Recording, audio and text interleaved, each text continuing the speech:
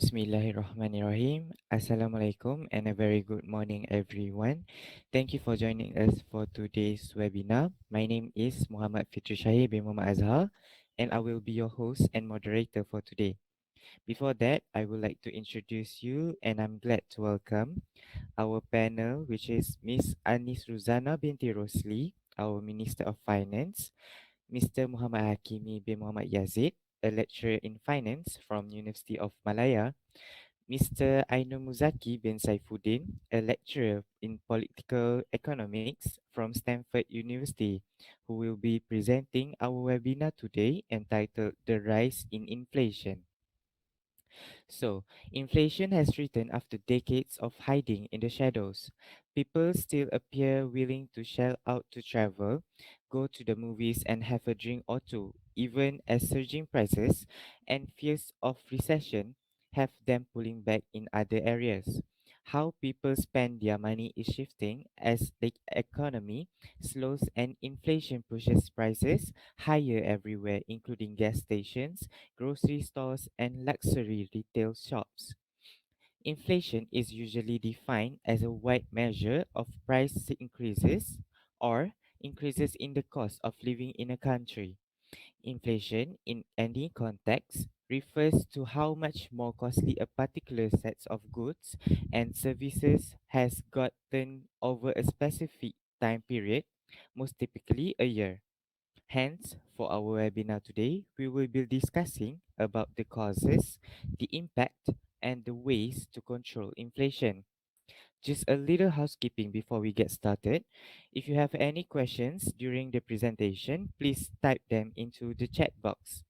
For our first speaker, I would like to invite our Minister of Finance, Ms. Ruszanna, to elaborate on what is the cause of rising in inflation in our world. Okay, thank you, moderator, for the question. First of all, Assalamualaikum and good morning, everyone. Thank you for having me today.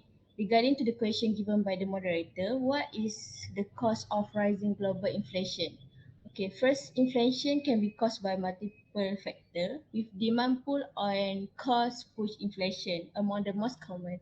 However, the causes of inflation in 2021 are a bit more complex and have been caused in part because of the government's response to the pandemic.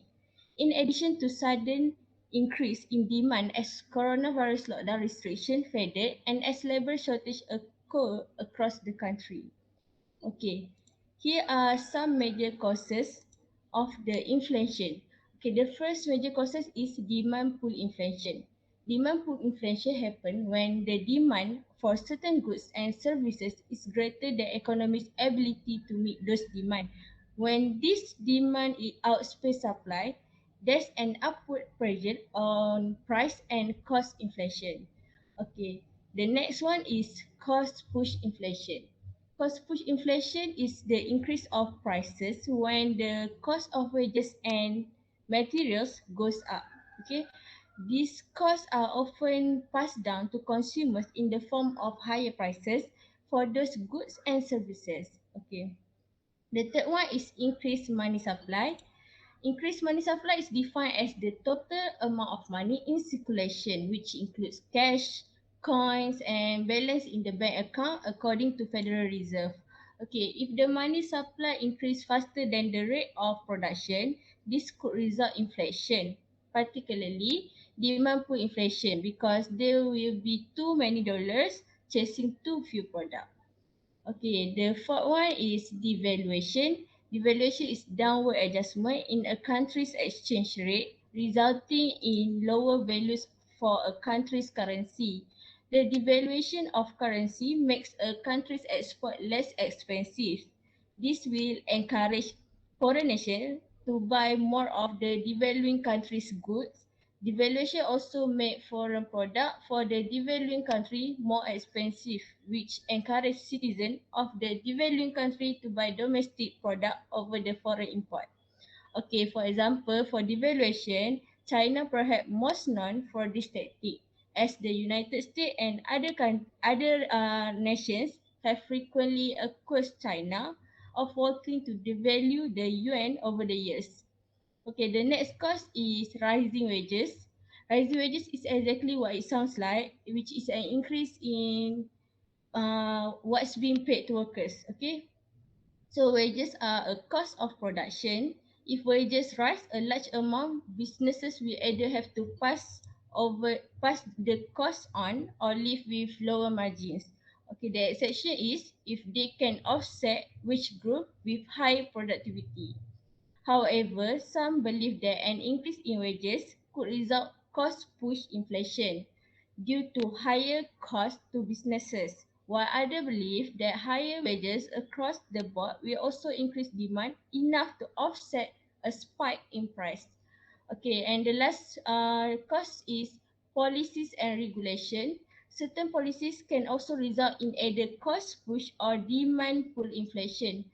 When the government issues tax subsidies for certain products, it can increase demand. If that demand is higher than supply, costs could rise. Additionally, stringent building regulation and even rent stabilization policies could inadvertently increase costs and create an inflationary environment by passing those costs to residents or reduce the supply of housing. Okay, so I hope this can answer the question by the moderator just now. That's all from me. Back to the moderator. Yes, thank you to our Minister of Finance for the great explanation about the causes of the inflation.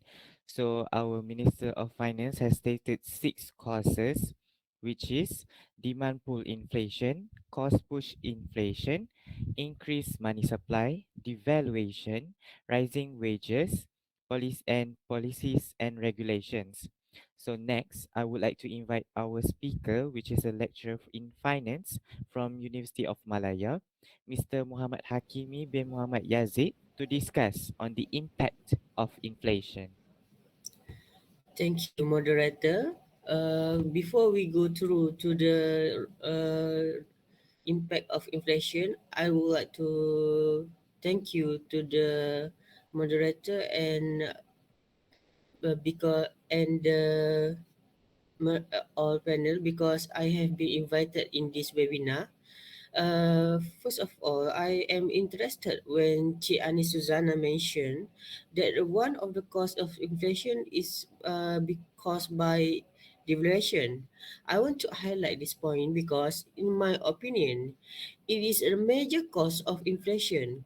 Which, if we elaborate more on how can this happen, the result are the combined impact of the pandemic and the Ukraine-Russian crisis and supply chains challenges result are the combined impact of the pandemic. The overall rise of global inflation had adversely affected the third world nation. Increased price of commodities, food, and fuel have broader implications on some of the world's most vulnerable population. Specifically, the rising costs drive low-income communities deeper into poverty and put more pressure on refugees.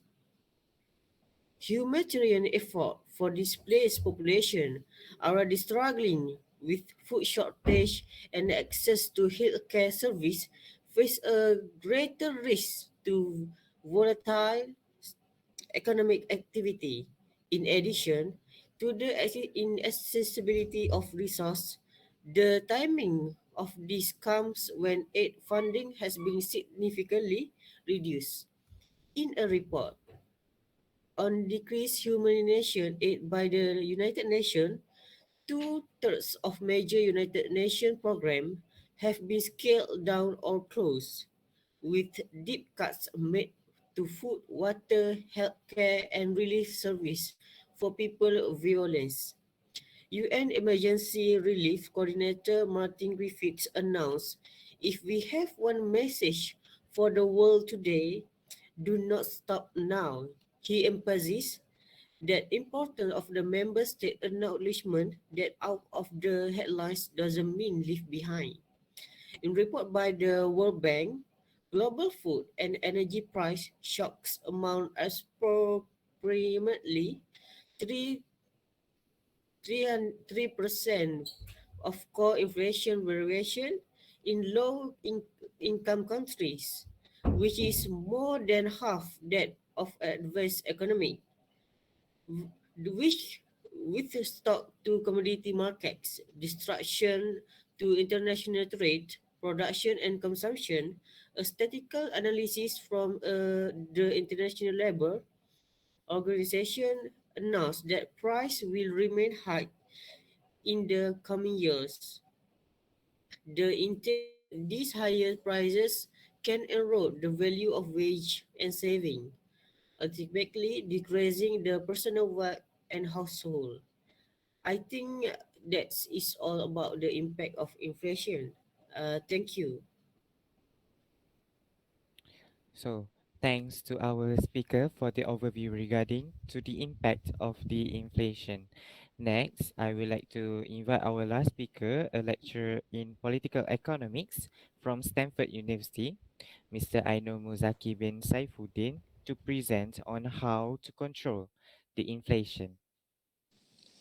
Okay, Assalamualaikum warahmatullahi wabarakatuh and good morning. Thank you for the moderators. Before I begin answering questions from our moderators, I like to express my gratitude to the moderators for inviting me to join this webinar.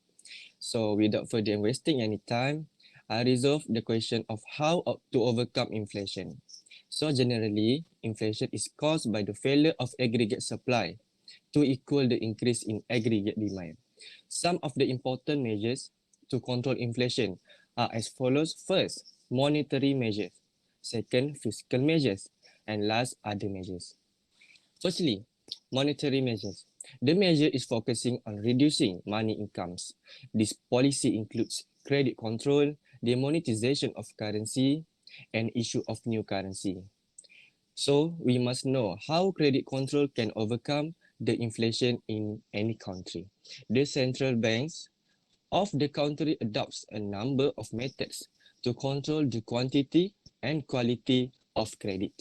For this purpose, it raises the bank's rates, sells securities in the open market, raises the reserve ratio, and adopts a number of selective credit control measures, such as rising margin requirements and regulating consumer credits. Monetary policy may not be effective in controlling inflation if inflation is due to cost push factors. Monetary policy can only be helpful in controlling inflation due to demand pull factors. Furthermore, the second method to cope with inflation is fiscal measures. Fiscal measures are highly effective for controlling government expenditure, personal consumption expenditure, and private and also public investment. The principal measures are following reduction in unnecessary expenditure, increase in taxes, increase in savings, surplus budgets, public debt, and so on. I will take the point of increase in taxes to be emphasized. To cut personal consumption expenditure, the rates of personal, corporate, and commodity taxes should be raised, and even new taxes should be levied. But the rates of taxes should not be so raised and should not be so high as to discourage saving, investment, and production. Rather, the tax system should provide larger incentive to those who save, invest, and produce more. Further, to bring more revenue into the tax net, the government should penalize the tax evaders by imposing heavy fines. Such measures are bound to be effective in controlling inflation. To increase the supply of goods within the country, the government should reduce import duties and increase export duties. Next, public debt. At the same time, it should stop repayment of public debt and postpone it to some future debt till inflationary pressures are controlled within the economy. Instead, the government should borrow more to reduce money supply with the public. Like monetary measures, fiscal measures alone cannot help in controlling inflation. They should be supplemented by monetary, non-monetary, and non-fiscal measures. Lastly, other measures are one of the methods to control the inflation. The other types of measures are those which aim at increasing aggregate supply and reducing aggregate demand directly. Other measures include rational wage policy, price control, and rationing. First item is a rational wage policy. Another important measure is to adopt a rational wage and income policy. Under hyperinflation, there is a wage price spiral. To control this, the government should freeze wages, incomes, profits, dividends, bonus, and so on. But such a drastic measure can only be adopted for a short period as it is likely to antagonize both workers and industrialists. Therefore, the best course is to link increase in wages to increase in productivity. This will have a dual effect. It will control wages and at the same time increase productivity and hence raise production of goods in the economy. Besides, price control. Price control and rationing is another measure of direct control to check inflation. Price control means fixing an upper limit for the prices of essential consumer goods. There are the maximum prices fixed by law, and anybody charging more than these prices is punished by law.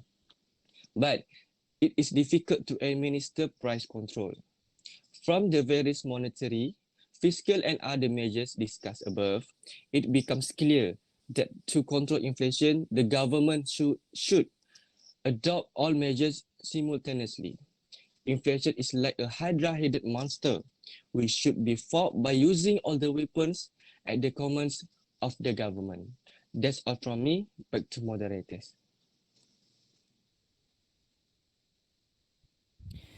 Thank you to our speakers for today. So seems like there are no questions from the chat box. Hence, I will wrap up our webinar for today. Also, it looks like we've covered all of our questions. And I would like to thank all of the speakers and participants for participating in this webinar. And hopefully, every information that has been shared in our webinar today could be useful in the future and also in the present. Thank you. All right. Thank you, ladies and gentlemen, for a wonderful performance. All right. So we're going to see all of you again in the next presentation. Thank you, everyone. Good job.